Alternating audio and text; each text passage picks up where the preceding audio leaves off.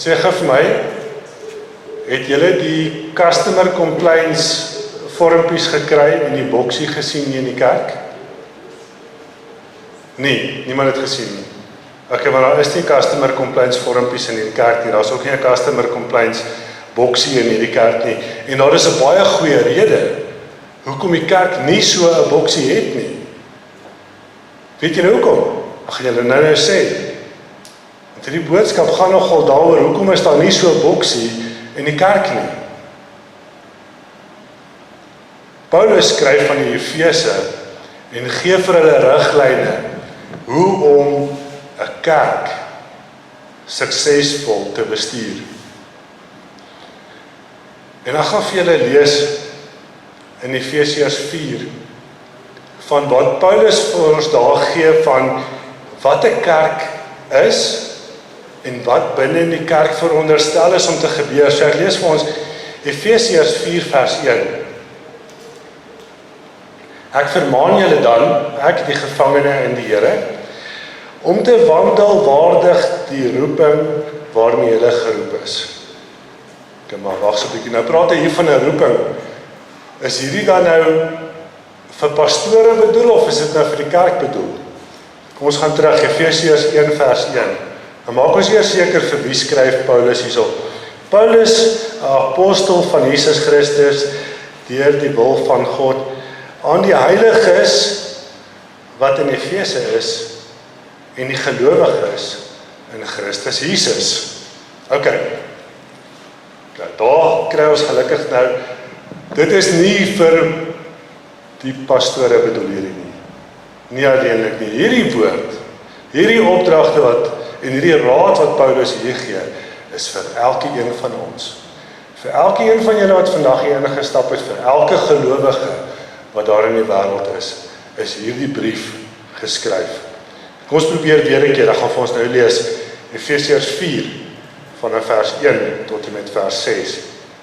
Ek vermaan julle dan, ek die gevangene in die Here, om te wandel waardig die roeping waarmee julle geroep is, met alle nederigheid en sagmoedigheid, met lankmoedigheid, terwyl julle mekaar in liefde verdra, en ernstig strewe om die eenheid van die Gees te bewaar deur die band van die vrede. Dit is een liggaam en een Gees, soos julle ook geroep is in een hoop van julle roeping, een Here, een geloof, een doop, een God en Vader van almal, wat oor almal en deur almal en in almal is. Paulus se model van die kerk word nêrens waar ek kan lees as 'n besigheid beskryf en ook nie eers as 'n diensverskaffer beskryf nie. Maar Paulus beskryf die kerk as 'n familie.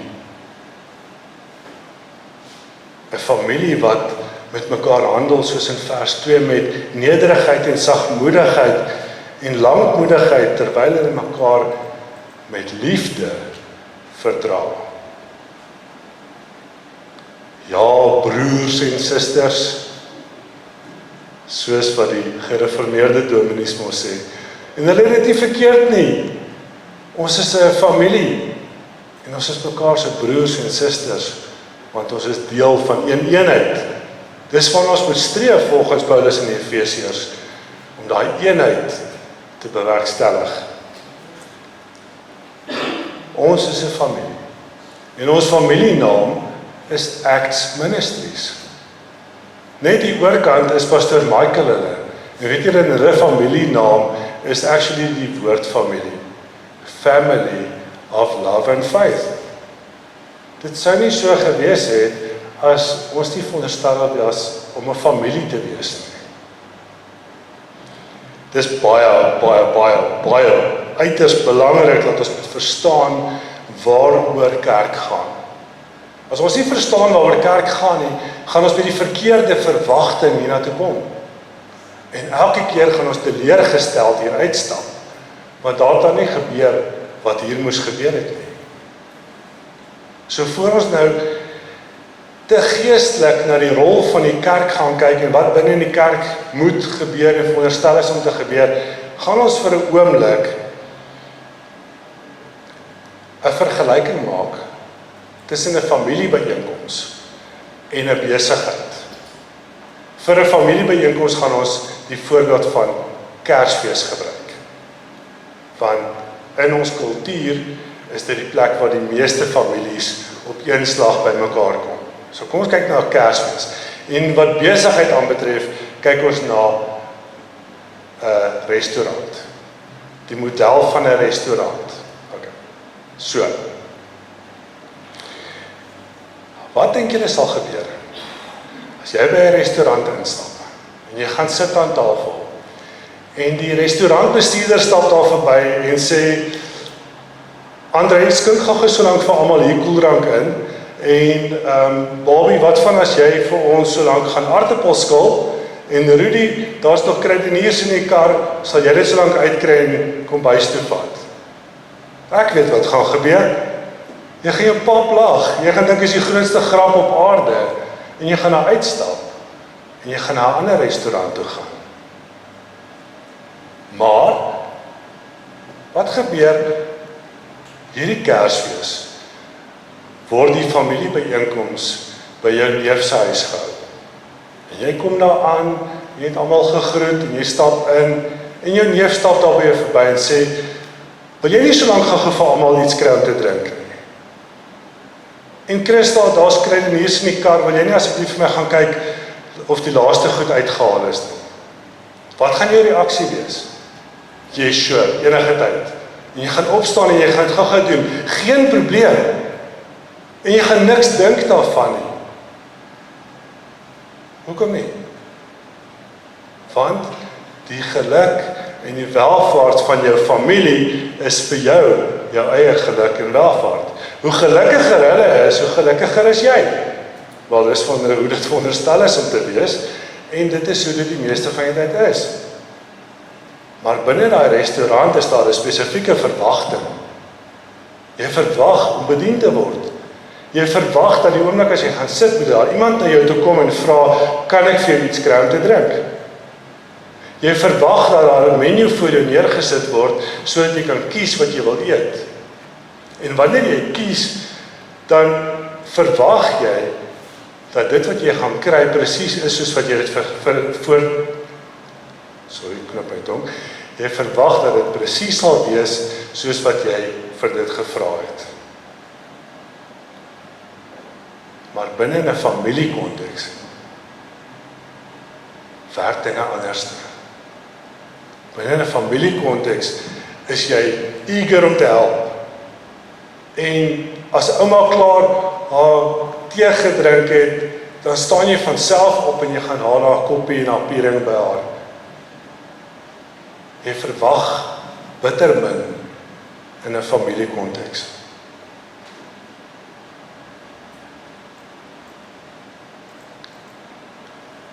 Net soos wat jy kyk na hoe jy binne 'n restaurant optree, teenoor wat gebeur by 'n familiebyeenkoms, is dit ook baie belangrik om die kerk te sien vir wat die kerk is. Want hoe jy die kerk gaan sien, is presies hoe jy die kerk gaan gebruik en hoe jy met die kerk gaan werk en wat gebeur wanneer jy by die kerk instap. En nou praat ek van die gebou. Wanneer jy instap, gaan jou houding presies wees wat jy dink van die kerk. Daarom gaan Paulus aan in vers 11 om te verduidelik wie waarin pas in hierdie organisasie, in hierdie familie van mense wat by mekaar is. So ek lees vir ons Efesiërs 4 vers 11 en 12. En hy het gegee sommige as apostels, ander as profete, ander as evangeliste, ander as herders en leraars, om die heiliges toe te rus vir hulle dienswerk tot opbouing van die liggaam van Christus. So met ander woorde, ek, die pastoor of die herder, soos wat die Bybel hier dit beskryf, is hier om vir julle die heiliges gereedskap te gee en julle te leer hoe om met hierdie gereedskap te werk, sodat julle werk kan gaan doen, daar buite en hier binne, onder mekaar, tot opbouing van die liggaam van Christus. Elkeen van ons wat hier is vandag, het 'n diens om te lewer. Elkeen van ons het 'n verantwoordelikheid teenoor mekaar, ten opbouing van die liggaam van Christus. So die liggaam van Christus, weet ons almal, is ons gelowiges. En in ander dele in die Bybel het ons al geleer, dat hierdie liggaam bestaan uit verskillende dele, want almal kan nie kop wees nie, en almal kan nie hand wees nie, en almal kan nie voet wees nie. Dit is waarom ons elkeen ons eie persoonlikheid het, en ons elkeen ons eie rol het, wat ons moet speel, wat ons moet vervul, binne in hierdie familie. Maar hoekom moet ons dan hierdie goed doen? Hoekom is daar vir ons elkeen werk? Wel, is eenvoudig, dit is 'n opdrag. 'n Opdrag wat ons duidelik sien in Matteus 28 vers 19. Gaan dan heen, maak disippels van al die nasies. So, met ander woorde, gaan dan heen en maak toegewyde, gedissiplineerde, ingeligte volgelinge van God ons Vader. Dit is wat 'n disipel is. 'n Gedissiplineerde volgeling van Christus. Paulus sê ook vir ons hoekom ons dit moet doen in Efesiërs 4 vers 13. Totdat ons almal kom tot die eenheid van die geloof en van die kennis van die Seun van God, tot 'n volwasse man, tot die mate van die volle grootte van Christus. Die opdrag is om die wat wedergebore is, om hulle te help, om te mature, van 'n punt af, waar hulle nog net van Christus gehoor het, en wat hy vir ons gedoen het, en waar hulle aanvaar het, dat hy ons redder is. Met ander woorde, waar hulle nog babas in die gees is, waar hulle nog melk drink, is dit ons as familie se opdrag om hulle te help groei. Dis ons opdrag om hulle by te staan, om deel te wees van hulle ontwikkeling, sodat hulle volwassenes kan word, sodat hulle die volgende babas kan help grootmaak in die gees, tot hulle volwassenes is, sodat hulle weer die volgende groep babas kan help grootmaak, tot hulle volwassenes is. Volwassenheid is die sleutel hierso. Ons moet, elkeen van ons, moet teen volgende jaar hierdie tyd, moet ons baie meer soos Christus lyk, as wat ons vandag lyk. Maak nie saak wat jou vlak van volwassenheid is nie, maak nie saak hoe baie of hoe min jou op hierdie stadium soos Jesus lyk nie. Maar teen volgende jaar hierdie tyd, moet ons almal meer soos Jesus lyk. Dit is wat volwassenheid in die gees beteken, om meer soos Christus te wees, en dit is ook hoe die vers eindig hier, in vers 13, wat sê, tot die mate van die volle grootte van Christus. Ons moet volwasse word, tot die volle grootte van Christus, sodat ons weer die volgende generasie in geloof kan laat groei. So in familiekonteks lyk hierdie scenario so. Die oomblik wat ouers agterkom dat hulle 10-jarige kind eet nou nie meer soos wat hy of sy altyd geëet het nie. En hulle groei ook nou nie meer soos wat hulle altyd gegroei het nie. Dan is daai ouers doodbekommerd. En daai kind word dokter toe gesleep en na die eetkundiges toe gesleep, want hier is 'n probleem. Hulle het onmiddellik agtergekom, hier is 'n probleem, hier is 'n eetprobleem, hier is 'n groeiprobleem. En dis nie net die ouers wat bekommerd is oor hierdie kind wat nie groei nie, dis ook die ouma en oupa wat bekommerd is. En die ooms en tannies wil ook weet wat gaan hier aan. Wat is fout met die kind? Wat kan ons doen? Hoe kan ons help?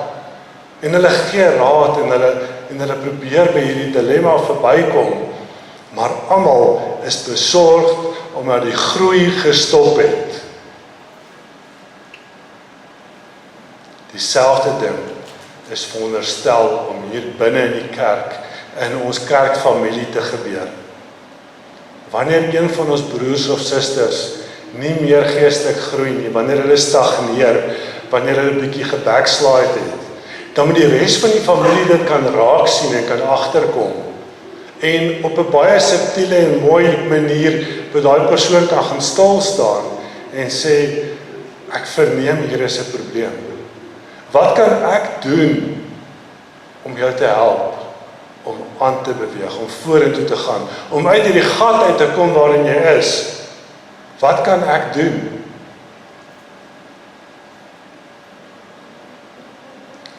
Sien, al word ons almal in hierdie familie van ons op 'n verskillende tempos volwasse, is dit baie belangrik dat daar konstante groei moet wees.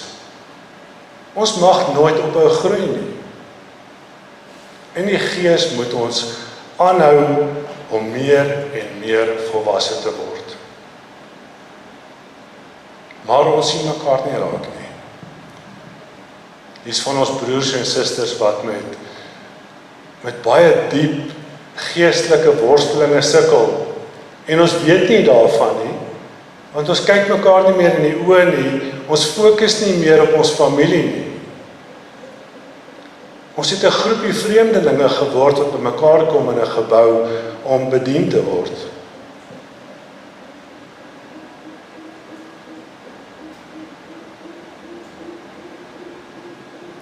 Is dit omdat ons dink dit is iemand anders se verantwoordelikheid?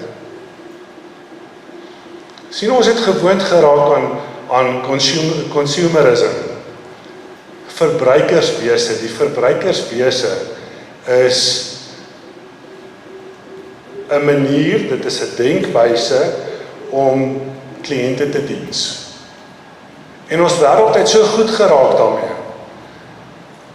Hierdie verbruikerswese gaan sit en kyk na 'n produk en hulle kyk na hulle kliënt en hulle vra, hoe gaan ons die lewe makliker maak vir ons kliënt? En 'n goeie voorbeeld daarvan is 'n supermark. Baie jare terug was daar nie 'n supermark nie. En jy het slaghuis toe gegaan om vleis te koop, en jy het bakkery toe gegaan om brood te gaan koop, en jy het na die deli toe gegaan vir kaase, en jy het na die fietswinkel toe gegaan vir fietsparte. En die verbruikerswese het gegaan en gaan sit, en daaroor gedink, en besluit, kom ons maak een winkel, waar 'n persoon kan instap, en hy kan al sy goed in een trolly sit, en hy betaal een keer daarvoor, en hy ry huis toe met alles wat hy nodig het. Wat van ons kitskoswinkels, die fast food industrie? 'n drive-thru was nie altyd daar nie. Maar een ou het gegaan en hy het besef, maar hy het net by sy oppositie 'n kliënt gesien uit sy kar uitklim, daar instap, hy het 'n koffie gekoop en hy het teruggeklim in sy kar en gery. Hy het nie eers daar gaan sit nie. En hierdie ou het gedink, kom ons maak dit nog makliker. Kom ons maak dat hy nie nodig het om uit sy kar uit te klim nie. Hy hoef net in te ry, sy koffie te vat en verby te ry. Consumerism. Het kerke dan vir ons 'n organisasie geword om ons Christendom uit te leef?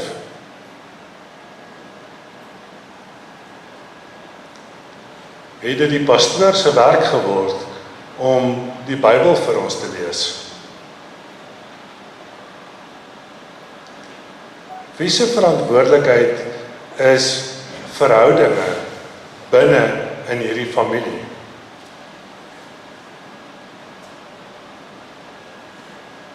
Julle moet my asseblief nie verkeerd verstaan hier nie.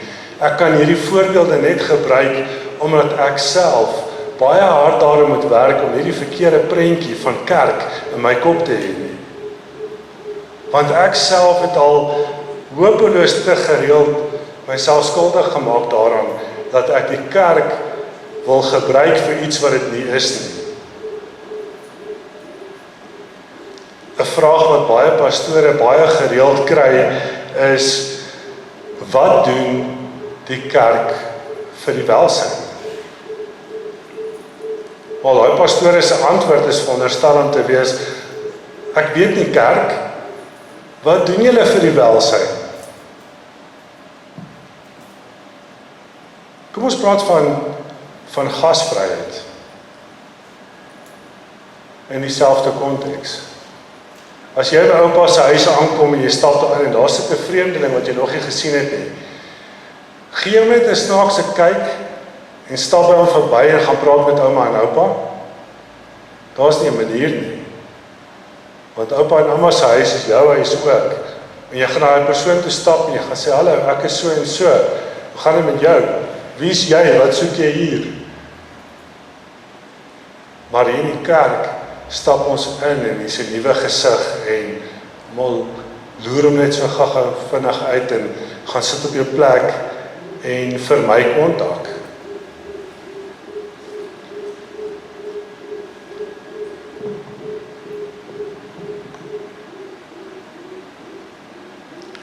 Die Bybel gee vir ons baie duidelike riglyne ook weer eens oor gasvryheid. Wat doen jy met besoekers? Romeine 12 vers 13 sê, maak voorsiening in die behoeftes van die heiliges, streef na gasvryheid. En dit is net om vriendelik te wees hierdie. Dit is net groet en vra hoe gaan dit. Wees net soos wat jy gaan wees in jou familie. Die kerk van die Handelinge het dit baie verder gevat. En ek dink ons het hopeloos te selfsugtig geraak om ooit naby daai model te kan kom. Want wat het hulle gedoen? Hulle het gegaan en het al hulle besittings gaan verkoop. En hulle het seker gemaak dat daar geen tekortkominge is onder hulle mense nie. Dit was ver by gasvryheid verby, dit was ver by familieopset verby wat omgee betref.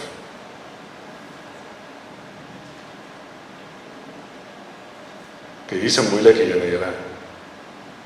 Volgende een is julle gereed. Okay, hou vas aan julle stoele. 1 Petrus 4 vers 9. Wees gasvry jeens mekaar sonder om te murmureer. Ons sien die Engelse woord ook daar vir murmureer, grumbling. Nou, hoe gaan jy gasvry wees sonder om te murmureer? Al jy dit kan regkry as dit uit jou hart uitkom. As jy regtig 'n hart vir mense het, as daai gasvryheid is asof jy dit vir jouself doen. En die volgende riglyn vir gasvryheid maak my bekommerd oor hoe ek self al met mense gewerk het. En dit is in Hebreërs 13 vers 2. Vergeet die gasvryheid nie, want daardeur het sommige, sonder om dit te weet, engele as gaste geherberg. Dink bietjie aan die week wat verby is. Dink aan mense wat jy ontmoet het en mense wat jy teëgekom het. Hoe het jy met hulle gewerk? Hoe gasvry was jy? Hoe vriendelik was jy?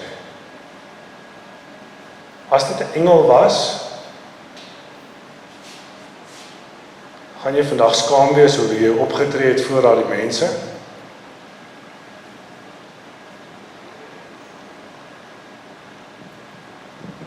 Die groot boodskap van vandag is familie en dat ons elkeen moet volwasse word binne in hierdie familie. En om volwasse te word in hierdie familie gaan nie 'n maklike ding wees nie. Ons gaan koppe stamp. Ons gaan nie altyd met mekaar ooreenstem oor iets nie. Dit gaan moeilik wees. En party dae gaan ons dinge moet hanteer wat ons verkieslik nie wil hanteer nie, want dit is net emosioneel dalk te moeilik. Dalk is dit vir jou fisies 'n moeilike ding om te doen. Maar hierdie moeilike tye bou karakter. Niemand met groot en sterk en goeie karakter het 'n maklike lewe gehad nie. Ons almal gaan deur struggles en hierdie struggles maak ons volwasse en gee vir ons karakter en gee vir ons die ingeboude gereedskap wat ons nodig het om binne in hierdie familie, in hierdie kerkfamilie goed te kan funksioneer.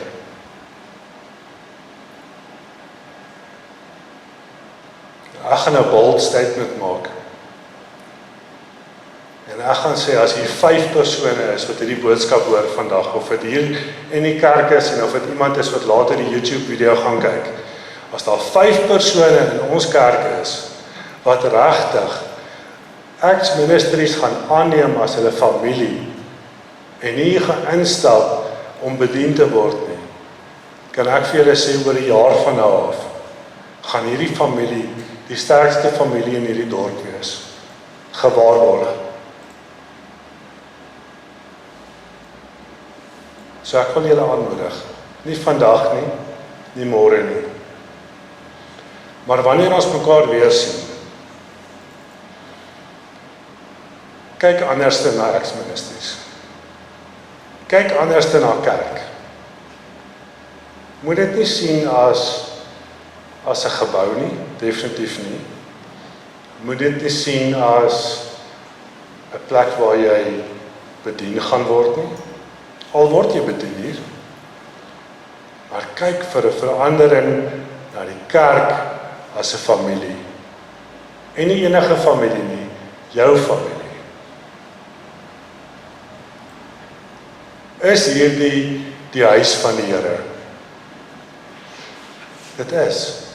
Is ons sy kinders? Ons is. Okay? Wat maak hierdie plek dan van ons? Dis ons huis dan. As dit ons Vader se huis is. En ek is sy kind. En jy is sy kind, en jy is sy kind, en jy is sy kind, en ons almal is sy kinders. Dan maak dit ons familie. Dan maak dit van hierdie plek ons huis. Kom ons hanteer hierdie plek soos ons huis. En ons wys vir mekaar broederlike liefde. En ons kom by mekaar, ons kom in hierdie eenheid, want ons het hierdie eenheid nodig om te kan groei, om volwasse te kan word. Onthou wat gebeur het toe almal in eenheid begin het om God te loof en te prys. Toe kom God in, so rookwolk ingekom, en die priesters kon nie voortgaan met hulle werk nie. Die oomblik was te groot, die teenwoordigheid van God was te groot vir hulle om regop te kon bly staan. Wanneer ons Acts familie by mekaar kom in eenheid, dan gaan ons daai selfde dinge begin beleef.